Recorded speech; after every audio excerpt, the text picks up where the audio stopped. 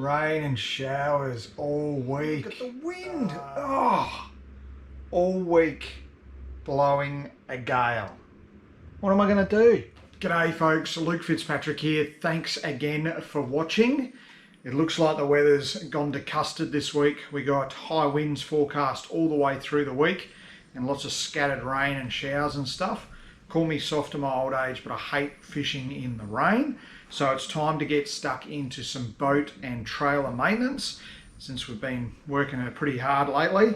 I'm going to run through my best boat check with you again. You would have seen this before with the Queenfish 440 Renegade. I'll go through the specifics of it, when I use it, all that sort of stuff. But first, here's a little bit of jigging action from earlier in the week.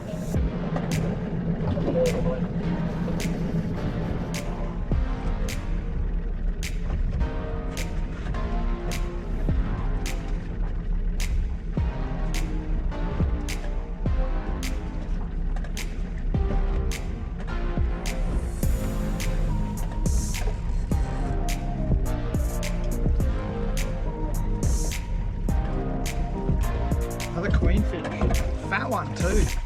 That was on the jig para again, 60 gram jig para. I'll put the colour code up and stuff so you can have a look at it. Let's get another one. Righto, there's definitely loads and loads of trevally species, queenfish, all that sort of stuff out in the bay at the moment. Lots and lots of fun on the light jigging gear. And I also spotted a few of them around the rock ledges and stuff on some of the inshore islands. So definitely worth getting out there and having a crack at them, especially when the weather clears up. But if you're braver than me, definitely get out there and get amongst them now. Rightio, boat and trailer checks. Now we are 2 weeks out from the September school holidays. If you have not done so already and you need your motor serviced, it's due for a service, where you need your bearings done on your trailers and stuff, now is the time to do it, because trust me, about 5 days short of the school holidays, all the service blokes get all the phone calls saying, oh, can you fit it in at the last minute? And there's some people that get very disappointed, and then there's others that spend a bit of time on the side of the road or down at the boat ramp doing ad hoc repairs because they've neglected it or missed it or whatever. Just get it in there now, all right? If it's not due for a major service, it's stuff that you can do yourself. This list might help you, all right? It's basically, I pilfered it off of a government website, condensed it, made it a bit more user-friendly, and I just laminate it and keep it in the shed. I go through the comprehensive checklist at least once a month, every month, every 2 months, and then the quick one I sort of do every week, and I just keep them up over on the pegboard in my tackle area. They're more of a memory jogger for me more than anything, to sort of force me to do things. Rightio, best boat check stands for boat, equipment, safety and trailer, all right? If you want a copy of this, let me know, send me a message through Facebook or Insta or even YouTube, and I'll email you a copy of it, okay? Then you can laminate it and stuff. Same with, you might have noticed on the old Quintrex I had a laminated sheet for logging on and off with VMR with what to say and stuff. If you want one of those, just let me know. Again, send me a message and I'll happily send it through to you. Rightio, so first things first, I'm going to start on the boat part. Motor serviced, it was only serviced a little while ago, so it's not due for that. Fuel, 50% reserve. I fueled it up yesterday, so I'm full of fuel. Inspect the fuel line, inspect the fuel filters, lubricate and grease all the parts. Batteries, inspect your terminals, check the ventilation, check the charge, make sure they're charged and ensure they're secure in your boat. Inspect and test electronics, so check your lights, radio, including your antenna, fuses, bilge pump. I don't have one of them anymore, but I'll just make sure everything's open. And the electric motor, give the electric motor a bit of a once over. The boat itself, check the hull, steering and throttle, make sure that's all working all right. Make sure you got all your bungs, your propeller, give your propeller a bit of an inspection. If you're really confident and you know what you're doing, now's a good time to take the prop off, make sure there's no fishing line and stuff stuck in there, and then put it back on. Same with the prop on your electric motor. And check your rego. When I came back in yesterday on the boat ramp, the water police was sitting at the end Like you come in the mouth of the ramp and they're actually sitting right down the end, checking boats for speed coming through. So 6 knot speed limit or no wash. So they were checking that, but they also had their little tablet out. And as you went past, they were just plugging in your rego to check to make sure that you are all up to date. So definitely make sure your registration is sorted. And then give your motor a run and check the telltale and stuff like that. So we'll get stuck into that first.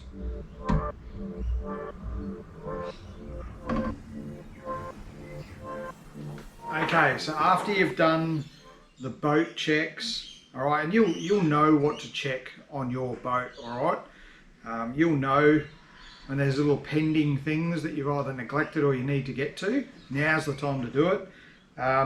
There's also an equipment list as well, so anchor lines and things like that. Check your anchor lines, check your anchor, the condition of where they're joined and all that sort of stuff. Spare ropes and shackles and stuff. Toolkit, pull your toolkit out, go through all of that. And I always carry I've got a just in case box up the front which has got spare food and water in it as well. The big one that I really want to concentrate on today is your safety gear, all right? It's it's like you're throwing money away if you don't keep your safety gear up to spec for the water police and that, just to pull up and give you a huge fine for something as simple as your flares being out of date. So it is worth every couple of months giving your safety gear a bit of a check. I'd do it once a month, all right? And it's something I drill home with the kids all the time, because if I let them take care of the gear the way they want to take care of it, none of it would be in a serviceable condition. Now, probably number one, life jackets. All right, the kids wear this type. All right, you can pick them up at any good tackle shop, BCF, places like that. The thing you want to be looking for is these get quite wet with my boys all the time, so I'm constantly leaving them out in the sun to dry and stuff. So you really want to check the condition of the foam and the material because they will degrade over time. So you want to check all the stitching and stuff and the buckles, all right?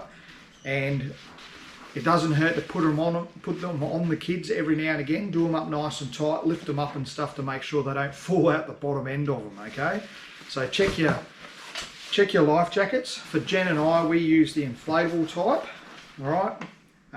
And you can self-service these or take them to a registered service place. Self-servicing them is pretty easy. You open them up, you look at the canister to make sure it's not corroded, all that sort of stuff. There's a little pin in there that'll tell you whether it's been fired or not accidentally. So make sure that's all good. All the instructions are in the packaging and everything it comes with. And then inflate them overnight. So manually inflate them and leave them for 24 hours overnight in the shed. And if they go down, that means that the seals and everything have been compromised and they need replacing, all right? So well worth checking those as well. Now, I get a lot of questions from people who ask about, do I have to take an EPIRB with me if I'm going to Withumba or Rooney's Point or something like that? Well, I'll whack this map up that'll explain to you the limits of where you actually have to legally carry what safety gear. I'm a big believer in carrying more than what you actually legally need, because you just never know when you're getting in trouble. So EPIRBs, I reckon every boat should have to have an EPIRB basically. They're just, I know they cost a bit of money, you know, $300 or $400, but when you think about it, you know, what is a life worth? So check your EPIRB, all right? They've all got different types, we've got different instructions on how to test them and stuff. Make sure they're still in date and everything. Make sure they're registered.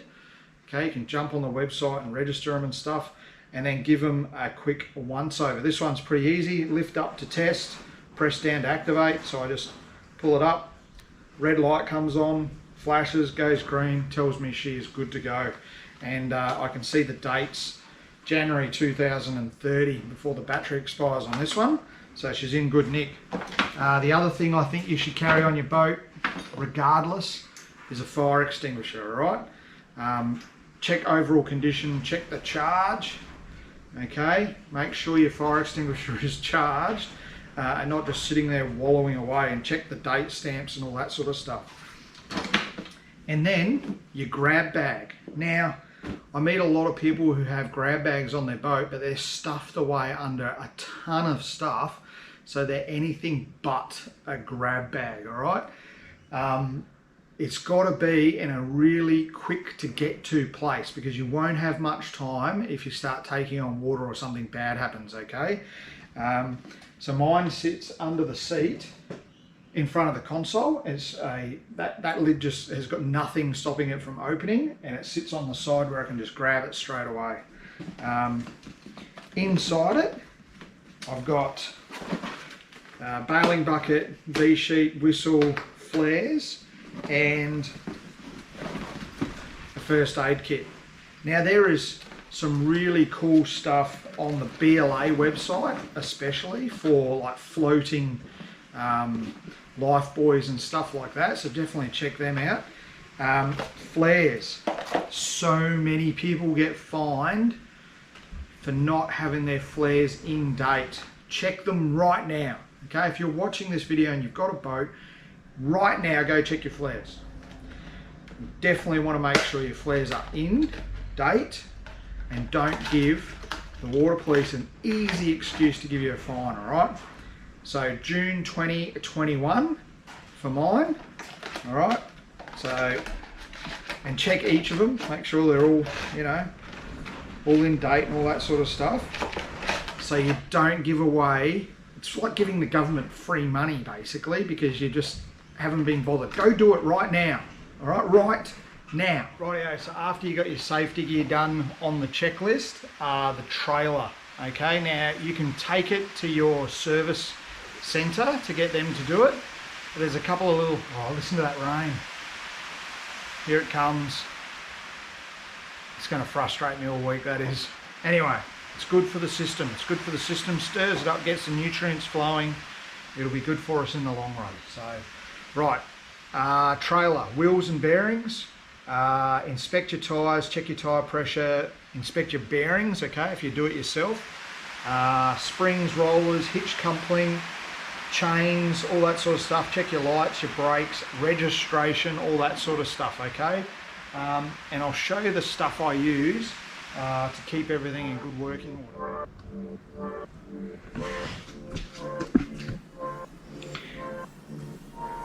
Rightio, so what I usually do is every week at least I get underneath the trailer and check the running gear on the trailer, so the axle, the springs, brakes, all that sort of stuff. And I give it a coat probably once a month of Textile, all right? Now, there's all sorts of stuff on the market. I picked this up from Bunnings.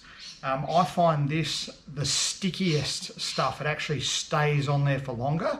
The lanolin-based stuff works well as well, but this stuff definitely stays on there a lot longer and helps prevent rust from building up and all that sort of stuff, okay? No matter how much stuff you put on there, you're eventually going to get wear and tear and rust build up because of the salt water. But this stuff I find really, really good.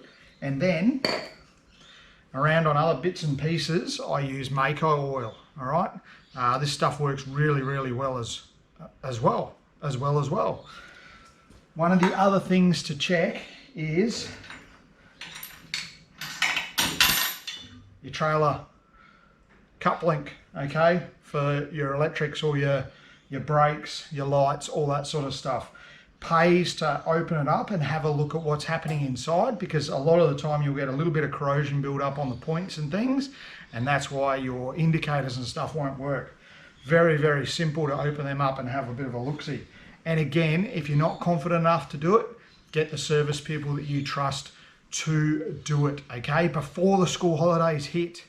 Righto folks, that's all I've got today. Like I said, if you'd like one of those checklists sent through to you, just send me a message. Or I can email it through to you or send it over Messenger or whatever. Really easy to do. Definitely before school holidays get here, okay? Keep banging on about it. Definitely do it. One of the other things I neglected to mention was your volunteer marine rescue or your Coast Guard membership or anything like that. Make sure that is up to date. They've got all your details, including your trailer rego and everything, and you know what you're going to be doing when you log on and off, okay? Real cheap insurance, that one, so definitely make sure it is up to spec. Easy way to spend a day, doing all your boats and trailer checks and all that sort of stuff. And like I said, if you're not confident doing it, book in now before the rush, before the school holidays. Let's hope this rain and wind buggers off a little bit earlier so I can get back out there. But if not, take care. Hope you have a great week. I'll see you on the flip side. And hopefully I'll be casting a line next time I see you. All the best. That's a good fish. Good fish.